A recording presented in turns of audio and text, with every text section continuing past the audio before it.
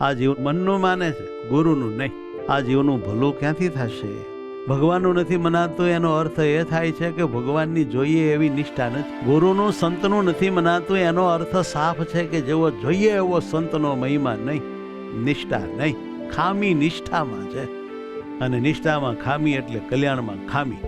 નિષ્ઠા પાકી તો કલ્યાણ પાકું. અને આપણા શાસ્ત્રો અને આપણા મહારાજ ભગવાન અને ભગવાનના સંતનો બેયનો મહાત્મ્ય જ્ઞાન યુક્ત નિશ્ચય રાખવાનું કહી ગયા છે. પણ કેટલાકને આ વાત બહુ ગળે ઉતરતી નથી. એ એવું સમજે છે કે મારે ભગવાનનો નિશ્ચય છે, પછી હવે એમાં હું ખામી. પણ એના હૃદયમાં સંતને એન્ટ્રી ક્યારેય ન આપે.